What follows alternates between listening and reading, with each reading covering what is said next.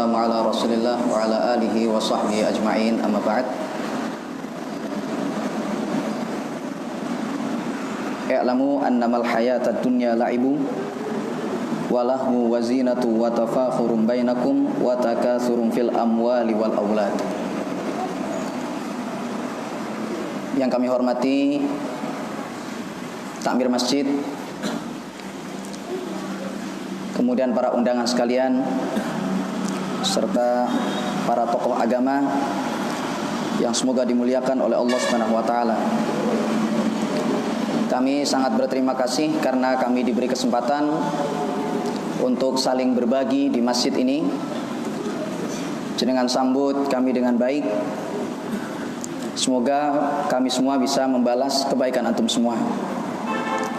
Jemaah sekalian, untuk tausiah yang ingin kami sampaikan pada kesempatan ini, seperti yang telah disebarkan di media-media sosial ya, atau mungkin di daerah masjid sini sekitarnya, bahwasanya judulnya adalah perbandingan antara kehidupan dunia dan akhirat. Jemaah sekalian, di dalam Al-Quran Surah Al-A'la ayat 16 sampai 17, Allah Subhanahu wa taala berfirman, "Bal tu'thirunal hayatad dunya wal akhiratu khairu wa abqa." Kata Allah Subhanahu wa taala, akan tetapi kalian lebih mengedepankan kehidupan dunia, padahal kehidupan akhirat itu jauh lebih baik dan lebih kekal. Jadi kami di sini ingin mengingatkan kepada diri pribadi dan juga kepada semuanya, jangan sampai kita ketika sudah mendapatkan berbagai macam kenikmatan yang ada di dunia ini, kemudian kita terlena dengan kesenangan-kesenangan dunia, lalu kita melupakan kehidupan yang sesungguhnya, yaitu kehidupan akhirat. Jangan sampai kita seperti orang-orang yang disebutkan oleh Allah Subhanahu wa taala dalam Al-Qur'an, yaitu orang-orang yang lebih mengedepankan kehidupan dunia dibandingkan dengan kehidupan akhirat. Padahal kata Allah Subhanahu wa taala, kehidupan akhirat itu jauh lebih baik dan lebih kekal. Tentang dunia ini jamaah sekalian, Allah Subhanahu wa taala sebutkan juga di dalam surah Ali Imran ayat 185. Kata Allah Subhanahu wa taala, "Wa mal hayatud dunya illa mata'ul ghurur." Tidaklah hidup ini melainkan hanyalah kesenangan yang menipu saja. Kalau kita banding-bandingan antara dunia dengan akhirat, bagaimana yang disebutkan di dalam hadis Nabi sallallahu alaihi wasallam? Beliau bersabda, "Fil akhirah illa kama yudkhilu ahadukum isba'ahu fil yammi falyanzur bima yarji'."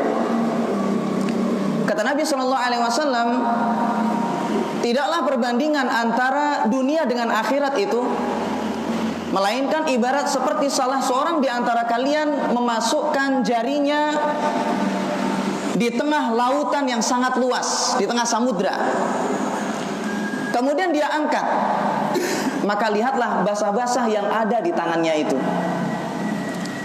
Lihat di sini jamaah sekalian, bagaimana perbandingan yang disebutkan oleh Nabi Shallallahu Alaihi Wasallam antara kehidupan dunia ini dengan kehidupan akhirat itu.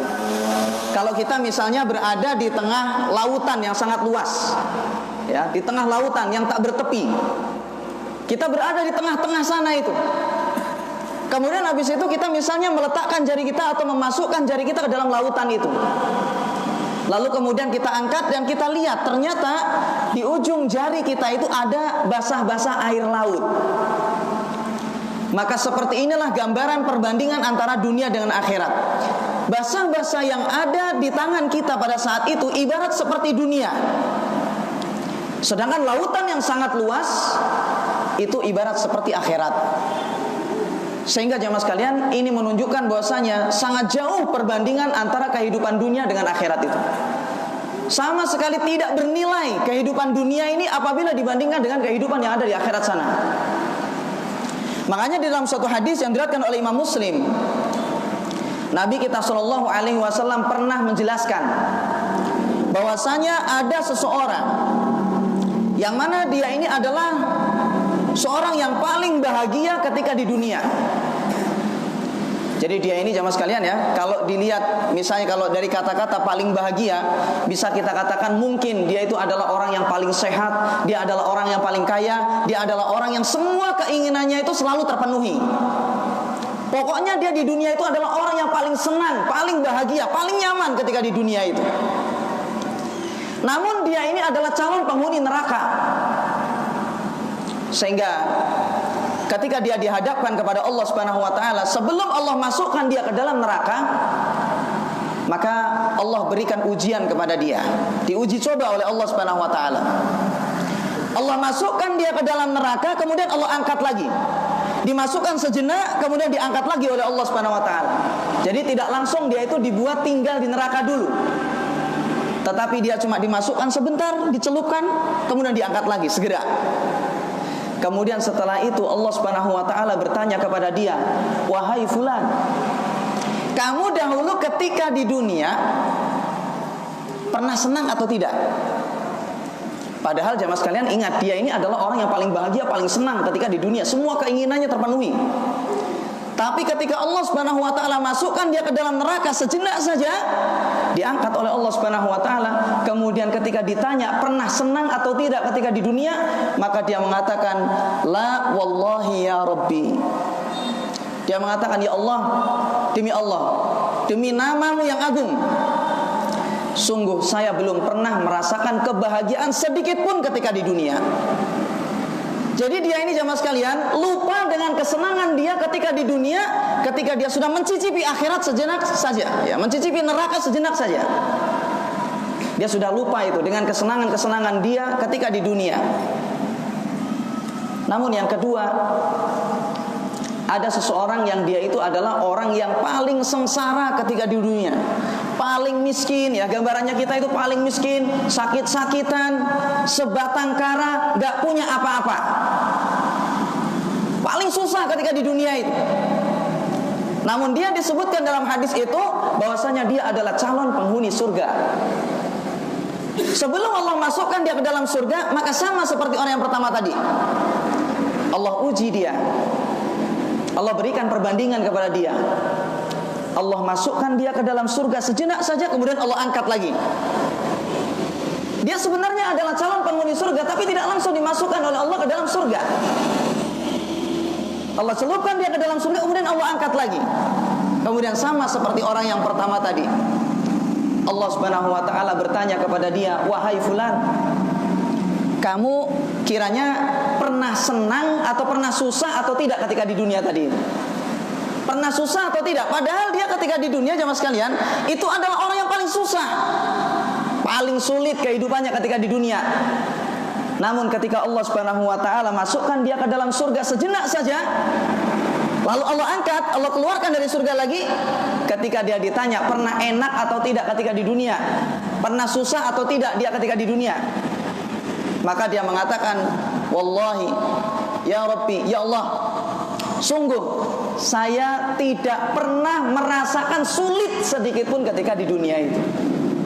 Jadi dia ini jemaah sekalian lupa dengan kesulitan dia ketika di dunia, ketika sudah merasakan nikmatnya surga sejenak saja. Bayangkan jemaah sekalian, lalu kenapa orang-orang lebih memilih kehidupan dunia dibandingkan dengan kehidupan akhirat?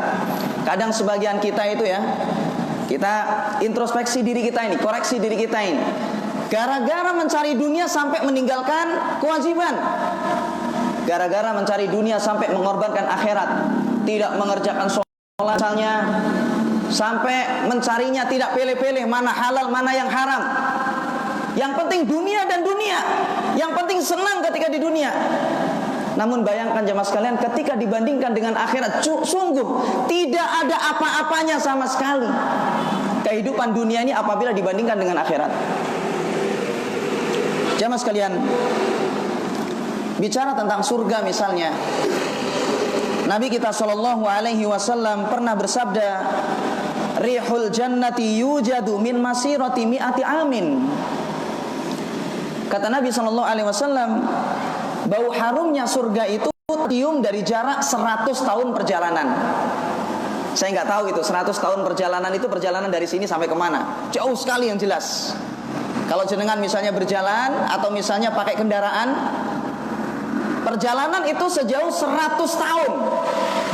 Nah itu nanti kalau jenengan nyampe paling ujungnya sana, baunya surga itu yang sangat jauh ini, itu ternyata masih tercium. Saking harumnya yang namanya surga itu. Kemudian misalnya jamaah sekalian, dalam hadis yang lain, hadis ini juga diriwayatkan oleh Imam Muslim. Kalau yang pertama tadi itu atau yang sebelumnya itu adalah riwayatnya Imam Tabrani. Dalam riwayat Muslim, Nabi kita SAW pernah jelaskan bahwasanya penduduk surga itu setiap sepekan sekali mereka datang ke pasar. Jadi kalau kita misalnya ya, kadang-kadang kan datang ke pasar untuk jual beli gitu ya. Tapi tentunya yang ada di akhirat sana tidak bisa kita bayangkan bagaimana di sana itu nikmatnya. Setiap sepekan sekali, dalam riwayat itu dijelaskan, orang penghuni surga mereka pergi ke pasar. Ketika mereka pergi ke pasar itu, kemudian mereka mau pulang, ternyata ada angin yang berhembus kepada dia. Ketika angin itu mengenai dirinya, langsung pada saat itu wajahnya menjadi lebih tampan daripada sebelumnya dan pakaiannya lebih bagus daripada sebelumnya. Kemudian ketika dia sampai ke rumahnya, ternyata dia sudah melihat istrinya sudah dalam kondisi lebih cantik daripada sebelumnya dan pakaiannya lebih bagus daripada sebelumnya. Bayangkan jamaah sekalian, orang yang ada di surga itu sudah dibuat tampan oleh Allah wajahnya. Yang perempuan wajahnya itu sudah dibuat cantik oleh Allah Subhanahu wa taala ketika dia itu masuk ke dalam surga. Kemudian habis itu, setelah dia sudah memiliki wajah yang rupawan seperti itu, Allah tambah lagi menjadi lebih bagus daripada sebelumnya. Dalam hadis itu ingat, diriwayatkan, dalam hadis itu dijelaskan bahwasanya orang itu setiap sepekan sekali pergi ke pasar. Ketika pulang sudah lebih bagus daripada sebelumnya, istrinya lebih cantik daripada sebelumnya. Lalu bayangkan kalau seandainya orang ini hidup selama-lamanya di surga. Kalau orang sudah masuk ke dalam surga, maka dia akan kekal di dalamnya selama-lamanya. Kalau seandainya Allah buat dia ini lebih ganteng daripada sebelumnya, lebih cantik daripada sebelumnya, seterusnya seperti itu. Habis itu sepekan lagi dibuat oleh Allah semakin cantik, semakin ganteng daripada sebelumnya, terus seperti itu selama-lamanya. Allah buat dia itu lebih bagus daripada sebelumnya. Kita tidak bisa bayangkan bagaimana nikmatnya surga itu. Mala ainun ra'at wala udhunun sami'at wala khatara ala qalbi bashar. Kata Nabi SAW tentang surga itu, dia itu kesenangannya belum pernah terlihat oleh mata, dan dia belum pernah terdengar oleh telinga, dan belum pernah terbesit di dalam hati manusia. Saking luar biasanya kenikmatan yang ada di surga itu. Pernah suatu ketika jamaah sekalian, Nabi kita SAW itu lewat bersama para sahabatnya.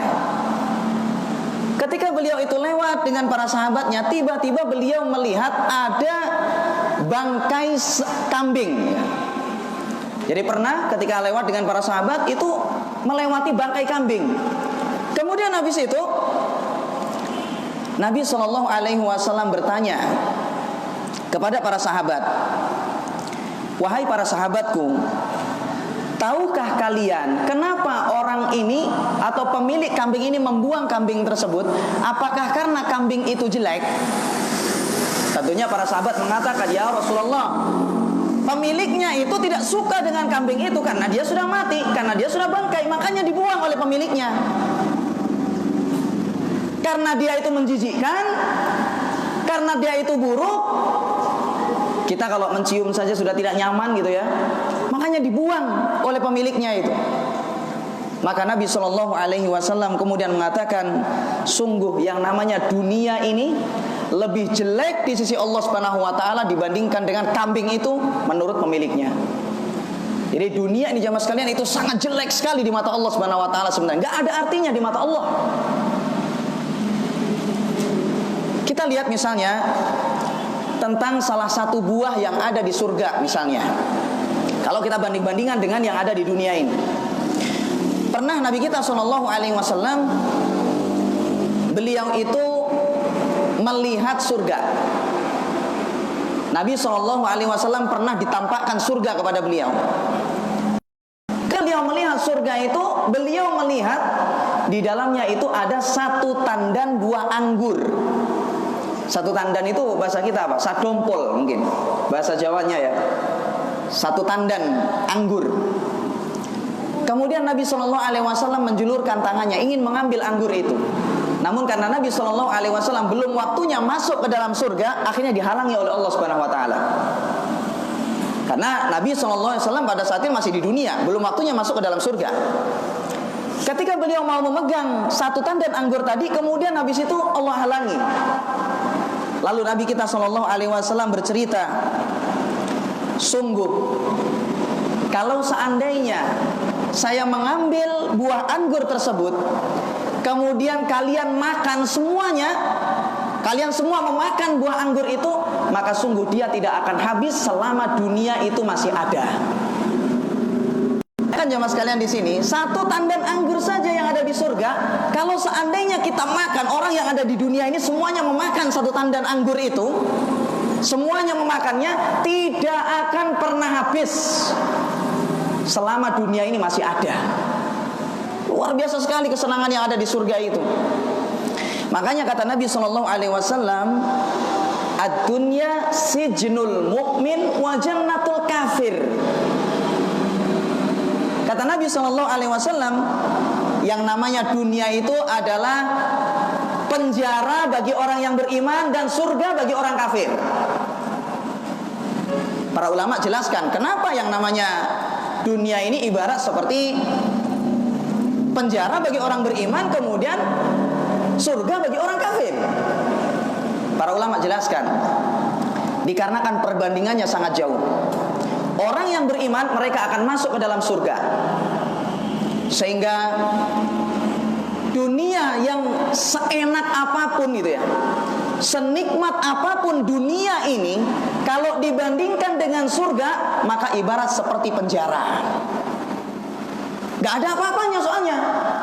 Orang jenengan misalnya hidup di dunia ini paling senang, paling nikmat, paling kaya ketika di dunia ini. Namun kalau dibandingkan dengan surga, jenengan ibarat seperti orang yang di penjara itu. Lalu kenapa yang namanya dunia ini ibarat seperti surga bagi orang kafir? Karena sesenang apapun orang kafir ketika di dunia, mereka calonnya adalah neraka. Yang mana di neraka itu sudah tidak ada lagi kesenangan. Yang ada adalah sengsara, sengsara dan sengsara selama-lamanya. Maka dunia ini apabila dibandingkan dengan neraka, bagi orang kafir itu ibarat seperti surga. Jauh sekali perbandingannya. Makanya jemaah sekalian, ketika kita diuji oleh Allah Subhanahu wa taala di dunia ini dengan berbagai macam ujian, ditinggal keluarga misalnya ya, naudzubillah min dzalik, kita enggak pengen itu semua. Menjadi orang paling sulit, sakit-sakitan, hutang di mana-mana misalnya, maka ingatlah bahwasanya Nabi kita SAW bersabda, inna adzabad dunya ahwanu. Sesungguhnya ujian dan cobaan yang ada di dunia ini kalau dibandingkan dengan akhirat itu ringan, gak ada apa-apanya. Kita ini di dunia ini sejenak saja, sebentar. Kita diuji oleh Allah cuma sejenak saja. Habis itu nanti orang yang beriman masuk ke dalam surga, sebagaimana orang kafir nantinya akan masuk ke dalam neraka. Makanya Nabi kita SAW beliau jelaskan, apa gunanya saya ini dengan dunia? Apa sih dunia itu bagi saya? Gak ada apa-apanya.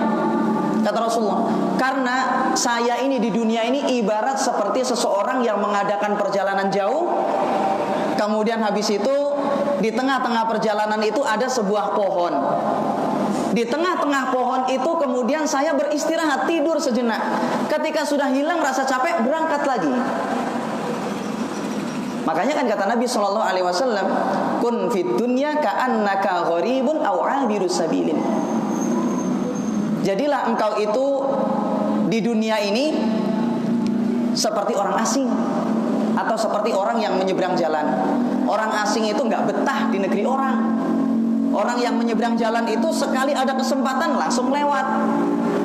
Maka ketika kita di dunia ini jamaah sekalian, ingat sementara saja. Jangan kita terlena dengan kesenangan dunia kemudian kita melupakan akhirat. Jadilah seperti orang yang menyeberang jalan. Ketika ada kesempatan, lewat sudah langsung. Lihat kanan kiri, langsung berjalan. Sama seperti kita menuju akhirat ini. Sekali ada kesempatan untuk ibadah, lakukan. Sekali ada kesempatan melakukan kebaikan, lakukan. Mumpung masih bisa sedekah, lakukan sedekah. Mumpung masih bisa sholat sunnah, lakukan sholat sunnah. Mumpung masih bisa melakukan amal kebaikan apapun, kerjakan sudah. Mumpung masih ada kesempatan. Yang mana nanti ada suatu masa kita sudah tidak bisa melakukan itu semua lagi.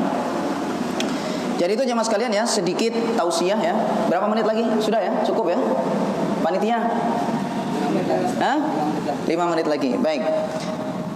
Jadi jemaah sekalian, ingat bahwasanya kehidupan dunia ini sering menipu.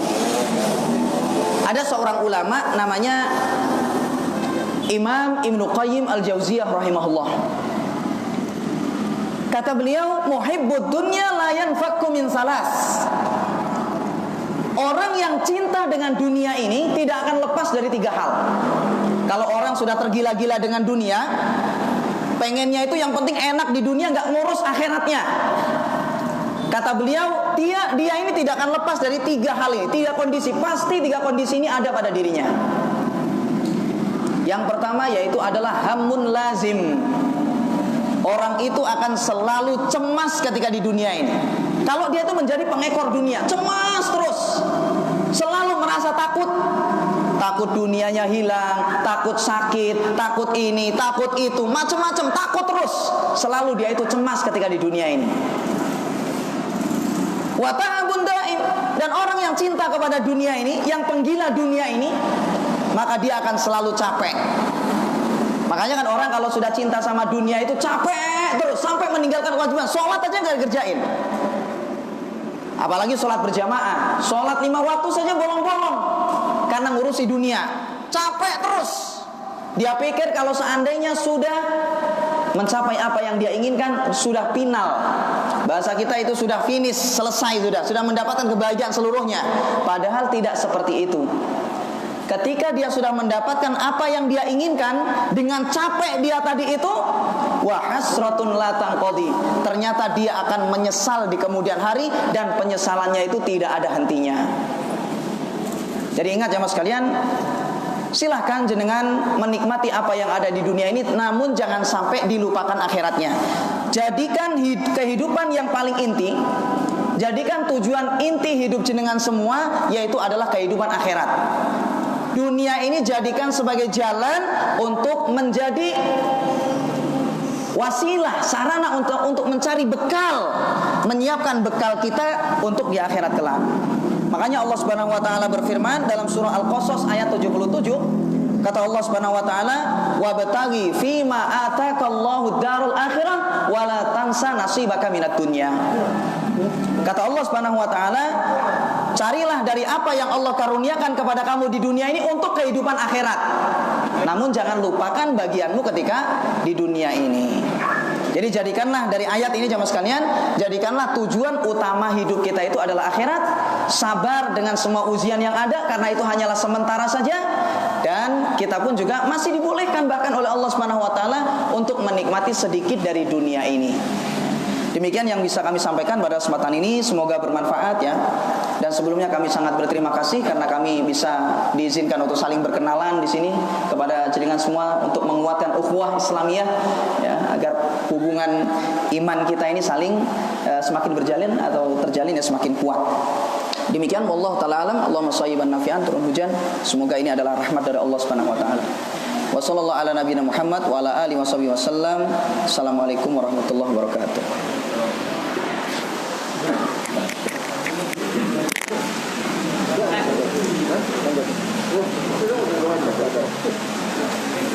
Ya berarti di Pakistan Ustaz yang kamera aja buat YouTube Inggris. Terima kasih kami sampaikan yang memberikan tausiah kepada kita semua. Mudah-mudahan ini akan menjadi ilmu yang bermanfaat bagi kita semua. Untuk acara yang selanjutnya adalah santunan karena masih ada waktu sekitar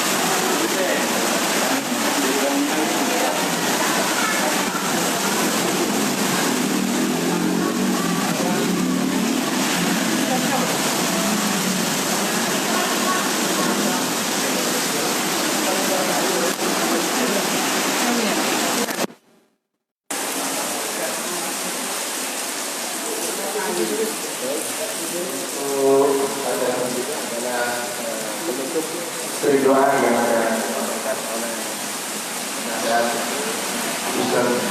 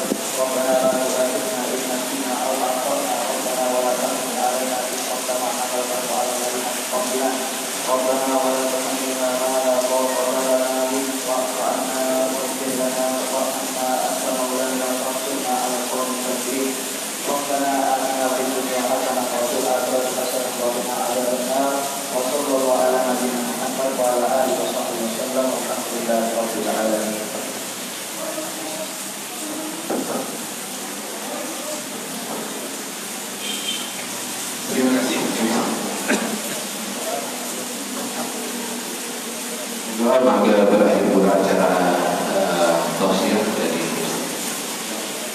kita semua akan selalu bersikap tenang.